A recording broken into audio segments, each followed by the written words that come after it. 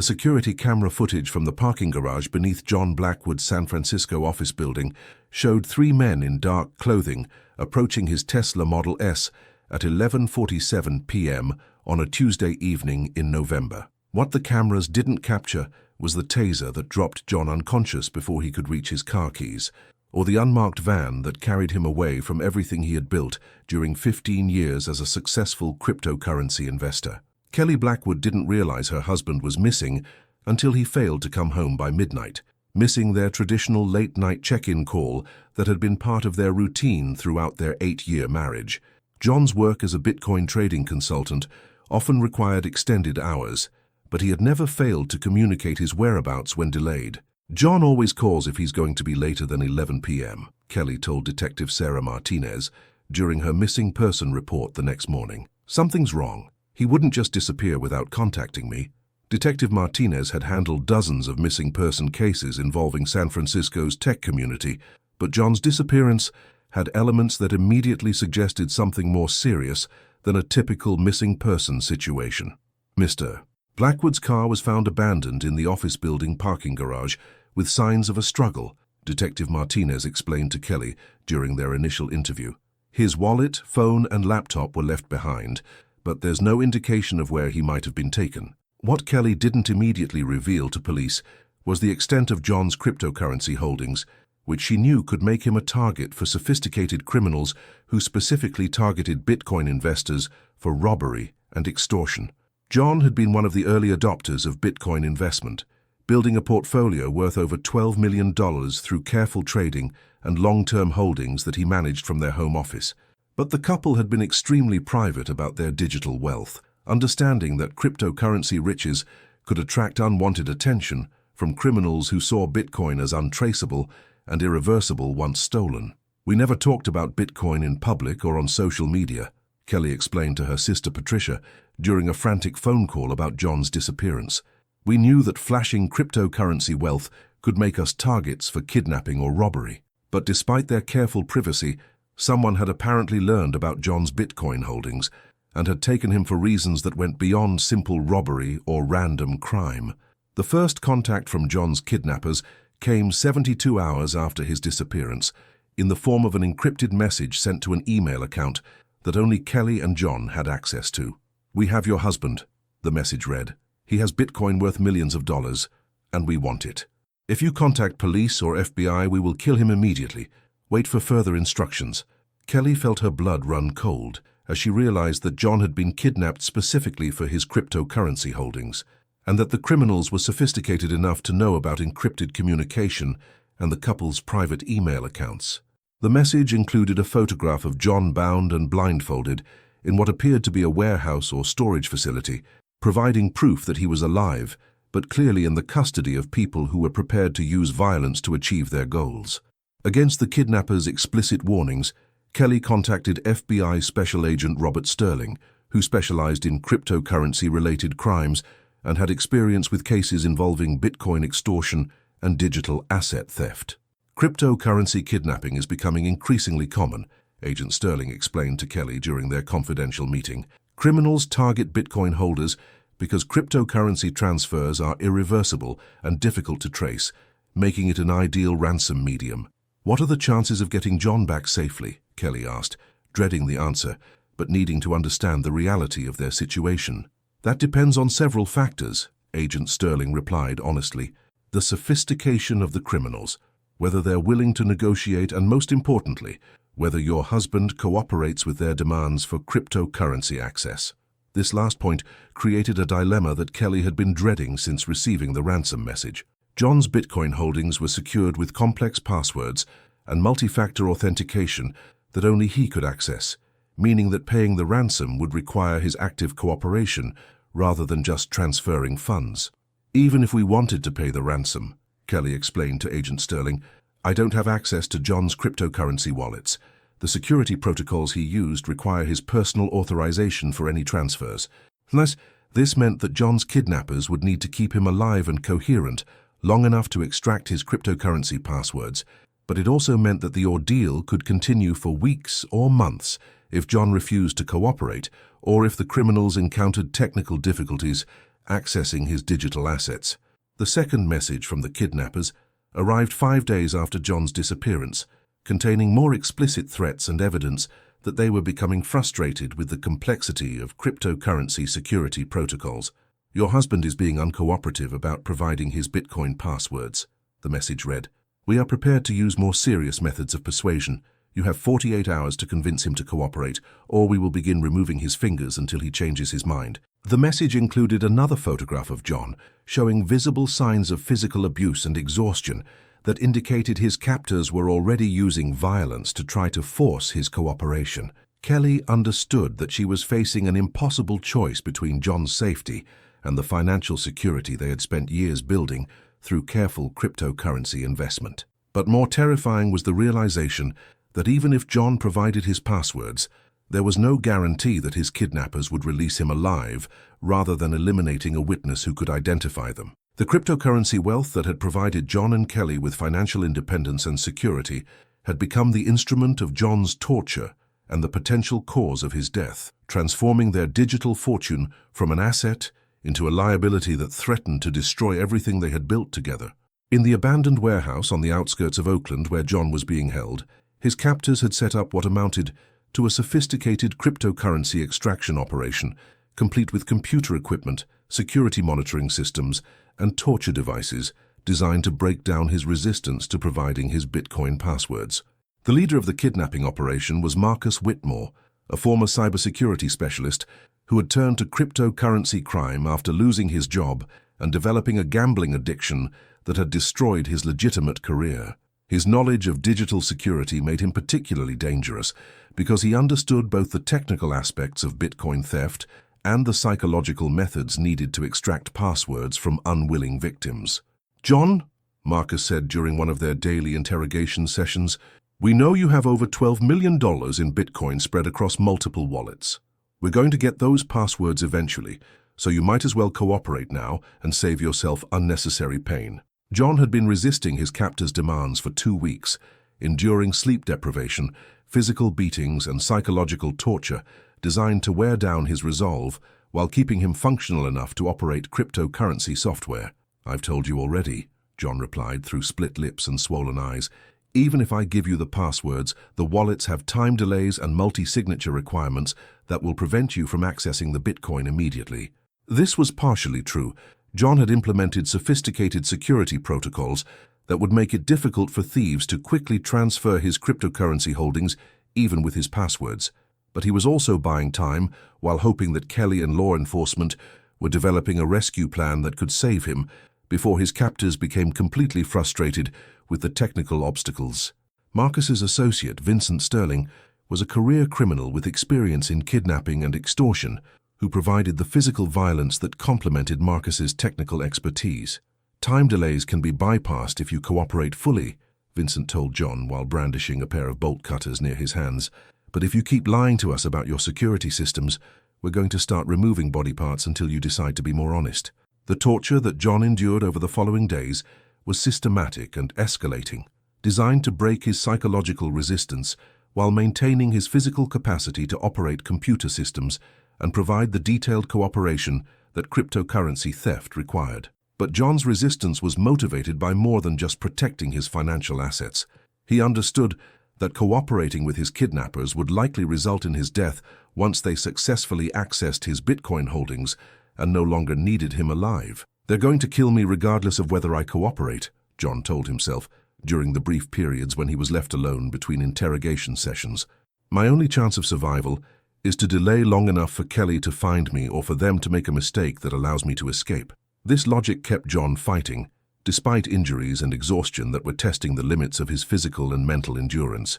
Meanwhile, the FBI investigation led by Agent Robert Sterling was making progress in identifying John's kidnappers and tracking their digital communications, but the criminals' sophisticated operational security was making it difficult to locate their physical hideout. The ransom communications are being routed through multiple proxy servers and encrypted networks, Agent Sterling reported to Kelley during one of their regular briefings. "We're working with cybercrime specialists to trace the messages, but it could take weeks to identify their location." Kelley had been living in a state of constant anxiety since John's disappearance. unable to work or sleep normally, while knowing that her husband was being tortured for information that could either save his life or seal his death warrant. "Is there anything I can do to help speed up the investigation?" Kelley asked Agent Sterling, desperate to take action rather than waiting helplessly while John suffered. "Actually, yes," Agent Sterling replied. "We need detailed information about John's cryptocurrency security protocols and wallet structures. Understanding how his Bitcoin holdings are organized could help us predict what his kidnappers will do next and potentially identify vulnerabilities in their operation." This request forced Kelley to reveal the full extent of John's digital wealth and security measures to federal investigators, information that she and John had kept secret for years, but that could now be crucial for saving his life. "John has Bitcoin stored in 17 different wallets with varying security protocols," Kelley explained to the FBI cryptocurrency analysis team.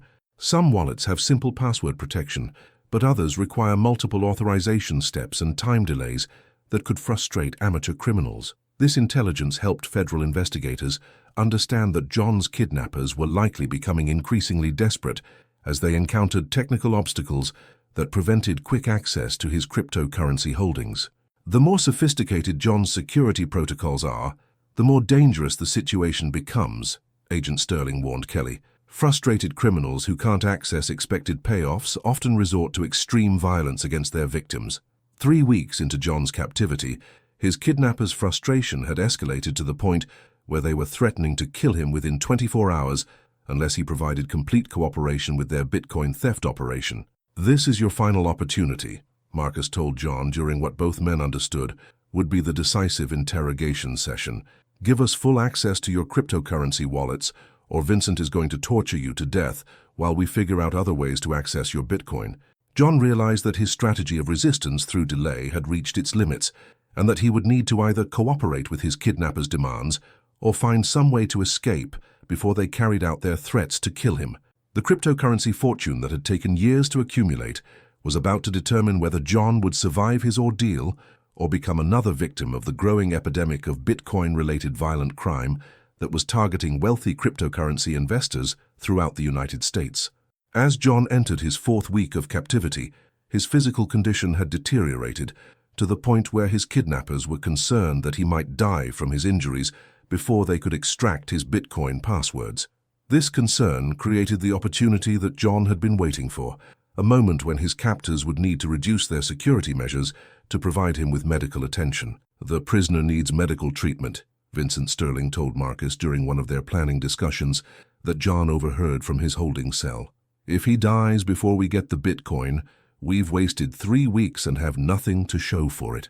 Marcus reluctantly agreed to bring in a corrupt paramedic who provided off-the-books medical services to criminals, but the treatment session would require temporarily removing John's restraints and reducing the number of guards watching him. "This is my only chance," John realized as he overheard his captors discussing the medical arrangement.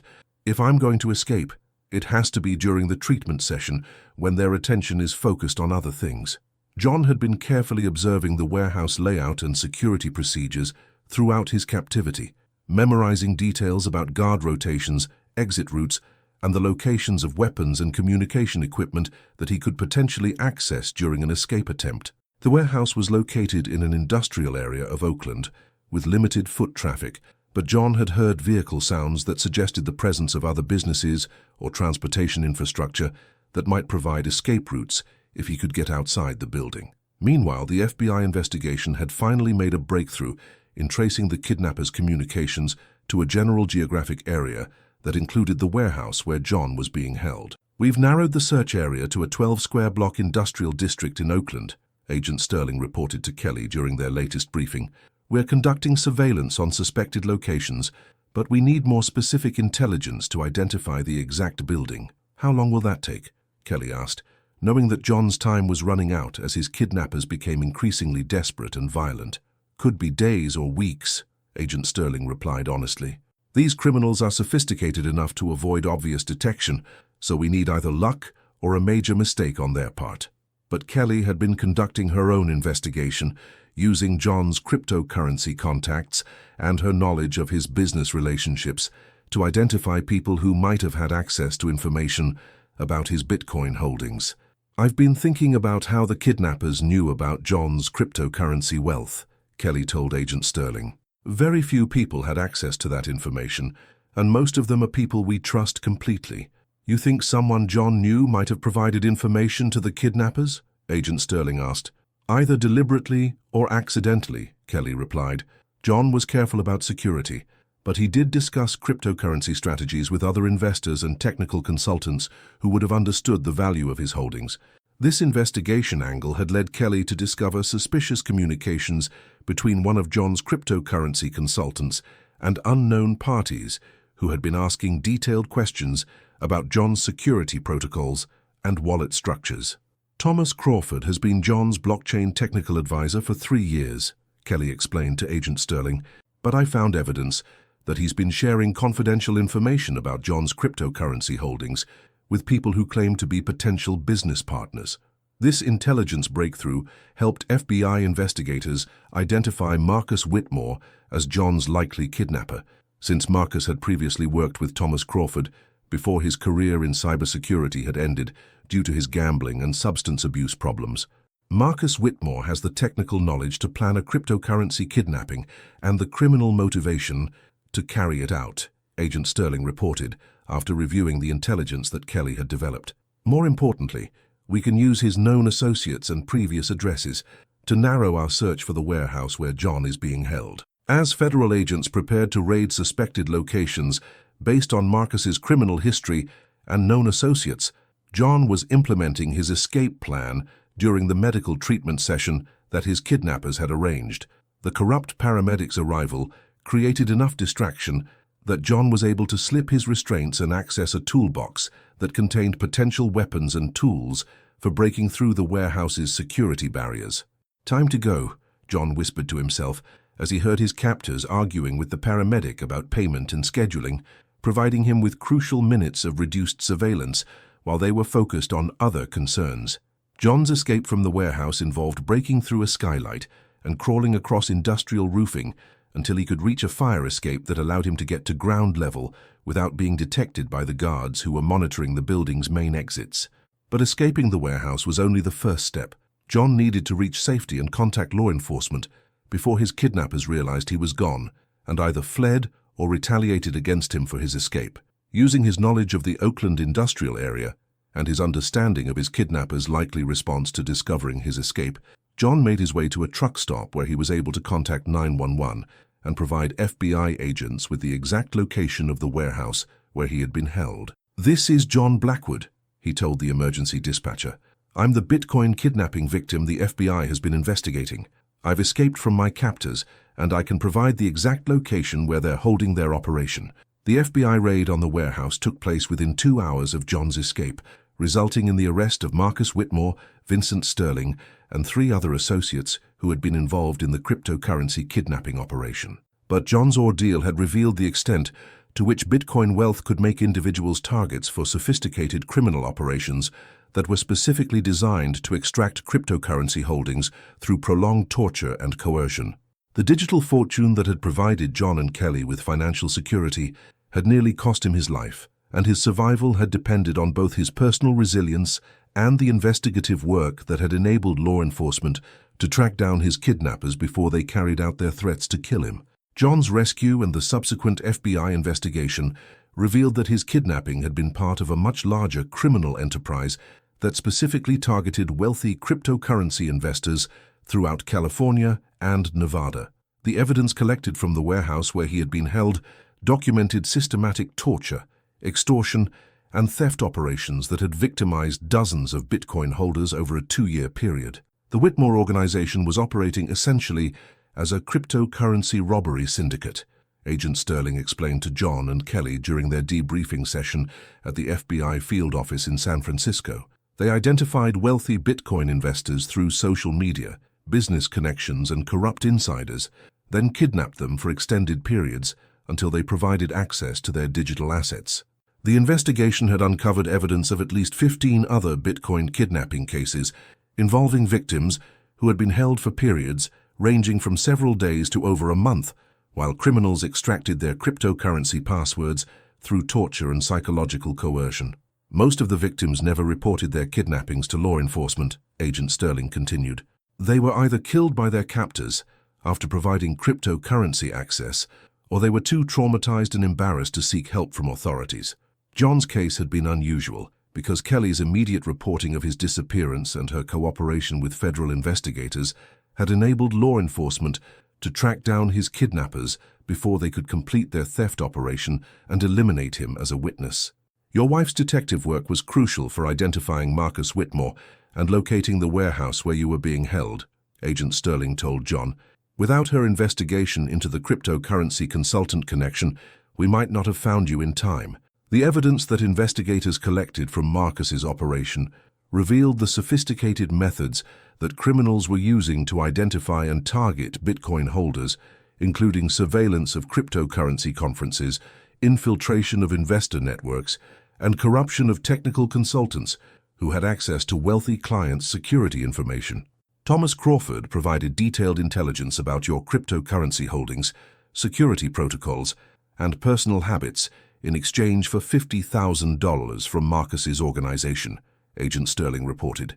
His cooperation made you a perfect target for kidnapping because the criminals knew exactly what they were trying to steal and how difficult it would be to access. This betrayal by someone John had trusted with confidential information about his Bitcoin investments was almost as traumatic as the kidnapping itself, forcing him to reconsider every professional relationship and business contact that had access to information about his cryptocurrency activities. I've been working with Thomas for 3 years, John told Kelley during one of their conversations about the investigation results. He helped me design security protocols and advised me on wallet management strategies. I never imagined he would sell that information to criminals.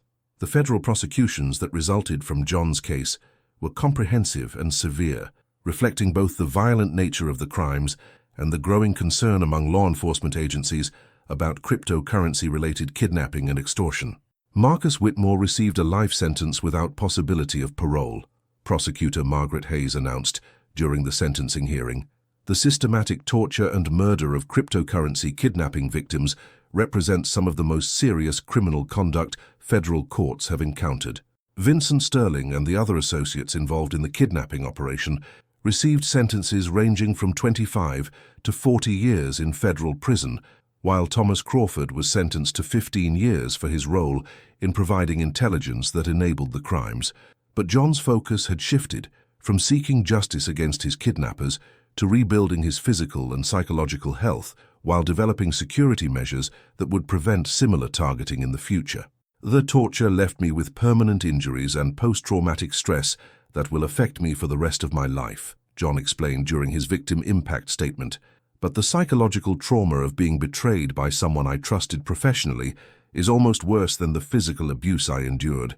John's recovery involved extensive medical treatment, psychological counseling, and security consultations that helped him develop better protection strategies for managing cryptocurrency wealth without making himself a target for future criminal operations. We've completely restructured how we manage our Bitcoin holdings, John told a conference of cryptocurrency investors who were learning about security risks and kidnapping prevention. No single person has complete access to our digital assets, and we've implemented protocols that make it impossible to quickly transfer large amounts, even under coercion. John and Kelley had also relocated to a new city, changed their names, and adopted privacy measures that made it much more difficult for criminals to identify them as cryptocurrency investors or track their personal activities. The goal isn't to become completely anonymous, Kelley explained during interviews about cryptocurrency security, but to avoid the kind of high-profile exposure that makes wealthy Bitcoin holders attractive targets for kidnapping and extortion. John's case had become a cautionary tale that was studied by law enforcement agencies, cryptocurrency security firms, and investor education programs throughout the United States. The Blackwood kidnapping demonstrates that Bitcoin wealth creates unique security risks that don't exist with traditional financial assets, explained cybersecurity specialist Patricia Sterling during training sessions for cryptocurrency investors. Digital assets can't be protected by banks or physical security measures, so investors need to develop comprehensive operational security that protects both their cryptocurrency holdings and their personal safety. 2 years after his rescue, John had become an advocate for cryptocurrency security education and legislation that would provide better protection for digital asset investors against kidnapping and extortion. Bitcoin and other cryptocurrencies have tremendous potential for financial innovation, John told congressional committees investigating cryptocurrency crime, but the current regulatory and security environment leaves investors vulnerable to violent criminals who specifically target digital wealth. The legislation that resulted from John's advocacy, the Digital Asset Protection Act, established federal funding for cryptocurrency crime investigation units and created mandatory security education requirements for businesses that provided services to high-value Bitcoin investors. John's survival and his willingness to share his experience publicly have helped protect thousands of other cryptocurrency investors from similar kidnapping attempts, Agent Sterling said during the bill signing ceremony. His case demonstrates both the risks and the resilience that define the cryptocurrency investment community. The ordeal that had nearly cost John his life had ultimately led to systemic improvements in cryptocurrency security and law enforcement capabilities that would protect future generations of digital asset investors from the kind of violent targeting that had made Bitcoin wealth a potential death sentence for unprepared individuals. 1 year after his rescue from the Oakland warehouse, John sat in the office of Dr. Patricia Crawford, a trauma specialist who had been helping him process the psychological impact of 3 weeks of systematic torture and the ongoing anxiety about potential future targeting due to his cryptocurrency wealth. The hypervigilance and security paranoia you're experiencing are normal responses to prolonged captivity and torture, Dr. Crawford explained during one of their regular therapy sessions. Your brain is trying to protect you from similar threats by maintaining constant alertness for potential dangers. John's physical injuries had healed relatively well, but the psychological trauma of his kidnapping had proven more difficult to overcome. He experienced flashbacks, panic attacks, and insomnia that made it difficult to maintain normal daily routines or professional activities. I can't use computers without thinking about being forced to access my Bitcoin wallets while Marcus threatened to kill me, John told Dr. Crawford. The technology that made me wealthy has become associated with the worst experience of my life. The irony wasn't lost on John that his success as a cryptocurrency investor had created both the wealth that attracted his kidnappers and the ongoing anxiety that made it difficult for him to manage that wealth safely. Kelley had been dealing with her own trauma, from the 3 weeks of not knowing whether John was alive and the ongoing stress of implementing security measures that made their daily lives feel like they were still under siege. We've moved 3 times, changed our phone numbers twice, and hired security consultants who monitor our digital footprint, Kelley explained to her sister Patricia during one of their conversations about the family's ongoing challenges. But I still wake up every night, worried that someone else has discovered our cryptocurrency holdings and is planning to target us. The security measures that John and Kelley had implemented were comprehensive but also exhausting, requiring constant vigilance and lifestyle changes that affected every aspect of their personal and professional activities. We can't use social media, attend cryptocurrency conferences, or maintain business relationships with people who know about our Bitcoin investments, John told Dr. Crawford. The wealth that was supposed to provide financial freedom has actually made us prisoners of our own security concerns. But John's trauma recovery was also motivated by his desire to help other cryptocurrency investors avoid similar targeting and to work with law enforcement agencies that were developing better approaches to preventing Bitcoin-related violent crime. I received letters from dozens of cryptocurrency investors who have experienced kidnapping attempts, extortion threats, or security breaches related to their digital asset holdings, John explained during an interview about his advocacy work. Most of these people are afraid to report the crimes or seek help because they don't want to attract additional attention from criminals. This communication had led to John's involvement with the Cryptocurrency Safety Foundation, an organization that provided security education, victim support services, and advocacy for legislative protections that would make Bitcoin investment safer for ordinary individuals. The foundation has helped over 300 cryptocurrency investors develop security protocols that protect both their digital assets and their personal safety, reported Foundation Director Margaret Whitmore. John's experience and his willingness to share his story publicly have been crucial for educating other investors about risks they might not have considered. But John's most meaningful work was direct counseling and support for other kidnapping victims who were struggling with trauma similar to what he had experienced during his captivity. Talking to other survivors helps me understand that my psychological responses are normal and that recovery is possible, John told Dr. Crawford. But it also reminds me how lucky I was to survive when many other victims of cryptocurrency kidnapping don't make it home alive. The support group that John had helped establish for cryptocurrency crime victims had grown to include over 50 people who met regularly to share coping strategies and advocate for better protection from law enforcement agencies and security service providers. The group provides a safe space for people to discuss experiences that most family members and friends can't really understand, explained support group coordinator Vincent Sterling, who was not related to the criminal Vincent Sterling who had been involved in John's kidnapping. Cryptocurrency kidnapping creates unique trauma because victims are targeted specifically for their digital wealth, and the torture often continues for weeks or months rather than being resolved quickly. 3 years after his rescue, John received recognition from the National Cryptocurrency Security Council for his contributions to investor protection and crime prevention education. John Blackwood's survival and advocacy have prevented countless other cryptocurrency investors from experiencing similar kidnapping and torture. Council President Thomas Hayes announced during the recognition ceremony, his work demonstrates that trauma survivors can transform their worst experiences into positive change that protects others from similar harm. The ceremony was held at the new Cryptocurrency Security Training Center in San Francisco, a facility funded partially by John and Kelley's foundation and designed to provide comprehensive security education for digital asset investors throughout the Western United States. The center trains over 2,000 cryptocurrency investors annually in operational security, threat assessment, and emergency response procedures, reported Training Director Sarah Crawford. John's experience provides the real-world foundation for understanding how criminals target Bitcoin holders and what investors can do to protect themselves. As John addressed the audience of cryptocurrency investors, law enforcement officers, and security professionals who attended the recognition ceremony, he reflected on how his 3 weeks of torture had ultimately led to positive changes that would protect thousands of other people from similar experiences. The kidnapping nearly destroyed my life and my marriage, John told the assembled audience. But surviving that experience and working to prevent similar crimes has given me a sense of purpose that goes beyond just managing cryptocurrency investments.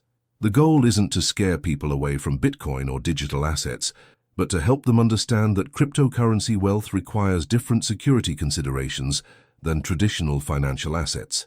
The trauma that had initially made it impossible for John to work with computers or manage his Bitcoin holdings had gradually transformed into expertise that was helping other investors develop security strategies that balanced wealth protection with personal safety. Most importantly, John's recovery had demonstrated that cryptocurrency kidnapping survivors could rebuild their lives while using their experiences to create positive change that honored both their own survival and the memory of victims who hadn't been as fortunate.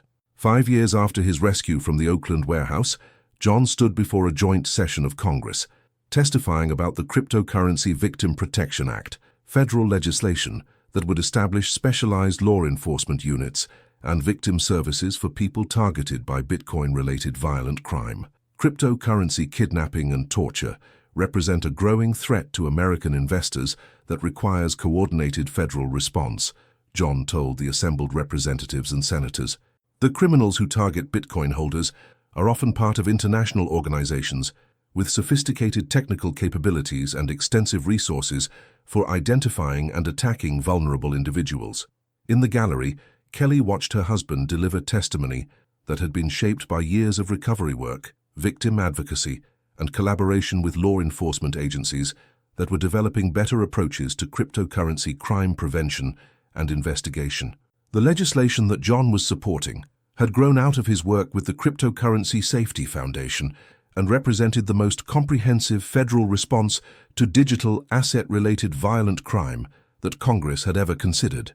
The Blackwood case demonstrates that cryptocurrency wealth creates unique vulnerabilities that existing law enforcement and victim services weren't designed to address, explained Congressman Robert Sterling, who had sponsored the legislation. This bill would establish federal funding for specialized training, investigation capabilities, and support services that could prevent future kidnappings while helping survivors rebuild their lives. The foundation that John and Kelley had established with part of their recovered Bitcoin holdings had become one of the leading organizations providing security education, victim support, and advocacy for cryptocurrency investors throughout North America. The Blackwood Foundation has trained over 15,000 cryptocurrency investors in security protocols and has provided direct assistance to over 800 victims of Bitcoin-related crimes, reported Foundation Director Margaret Hayes. But more importantly, the Foundation's work has contributed to a 40% reduction in successful cryptocurrency kidnapping attempts over the past 3 years. John's advocacy work had also led to international cooperation on cryptocurrency crime prevention, including partnerships with law enforcement agencies in countries where Bitcoin kidnapping had become a significant problem for both local residents and American travelers. The security protocols and training programs that John developed based on his survival experience are now being used in 12 countries, explained International Cryptocurrency Security Coordinator Patricia Whitmore. His work demonstrates that individual trauma can be transformed into systematic protection that benefits thousands of people worldwide. But perhaps John's most meaningful contribution was the direct impact of his survivor support services on other victims of cryptocurrency-related violent crime. "John saved my life," testified Maria Santos, a Bitcoin investor who had been kidnapped and tortured for 2 weeks before being rescued by FBI agents using techniques developed from John's case. "His counseling and advocacy helped me understand that survival was possible and that I could use my experience to help other victims rather than just trying to forget what happened." The support network that had grown out of John's initial survivor support group now included over 300 people who had experienced cryptocurrency kidnapping, extortion, or other violent crimes related to their digital asset holdings.